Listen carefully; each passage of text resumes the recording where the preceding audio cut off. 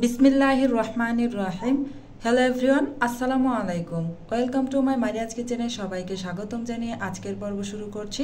আমার আজকের পর্বে কোনো রান্নার রেসিপি নিয়ে আমি আসিনি। আজকে আমি আপনাদের দেখাবো অভিনব পদ্ধতিতে তাল থেকে রস বের করার পদ্ধতি। আমি যেভাবে রস বের করি সেটাই আমি আপনাদের মাঝে আজকে শেয়ার করছি। এই যে আমি এখানে 4টা তাল খুব ভালোভাবে ধুয়ে পরিষ্কার করে নিয়েছি। এখন তালের মুখটা আমি ছাড়িয়ে নিচ্ছি। এই যে দেখতেই পাচ্ছেন সবগুলো তাল থেকে তালের মুখ আমি ছাড়িয়ে নিচ্ছি। এই যে সবগুলো তালের মুখ আমার ছাড়িয়ে নেওয়া হয়ে গিয়েছে। এখন এখান থেকে একটা তাল নিয়ে নিচ্ছি। এই তালের উপরে যে স্কিনটা আছে হাতের সাহায্যে টেনে টেনে আমি এই স্কিনগুলো ছাড়িয়ে নেব। এই যে দেখতেই পাচ্ছেন আমি কিভাবে তাল থেকে তালের স্কিন ছাড়িয়ে নিচ্ছি। এভাবে আমি সবগুলো তালের স্কিন ছাড়িয়ে নেব। তালগুলো যদি বেশ ভালোভাবে পাকা থাকে তাহলে তাল থেকে তালের স্কিন ছাড়ানোটা খুবই সহজ।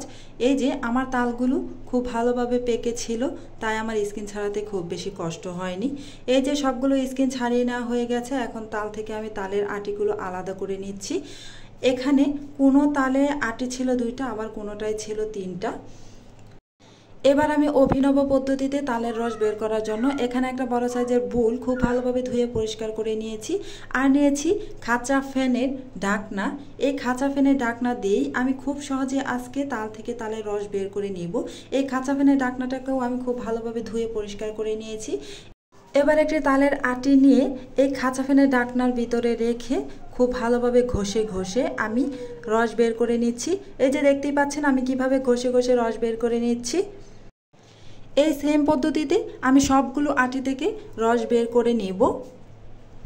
এই খাঁচা ফ্যানের ঢাকনা দিয়ে তালের আটি থেকে রস বের করা খুবই সহজ আর সময় খুবই কম লাগে। একটা আটি থেকে রস বের করতে আমার প্রায় 1 থেকে 1.5 মিনিটের মতো সময় লেগেছে, এর বেশি সময় লাগেনি। এই যে সবগুলো আটি থেকে আমি রস বের করে নিয়েছি। এখন খাঁচা ফ্যানের ঢাকনায় যে অবশিষ্ট তালের রস বা পিউরি লেগে আছে সেটা আমি হাতের সাহায্যে খুব ভালোভাবে ছাড়িয়ে নিচ্ছি। এই যে দেখতেই পাচ্ছেন কত সুন্দর ঘন একটা তালের রস বা পিউরি আমি পেয়েছি।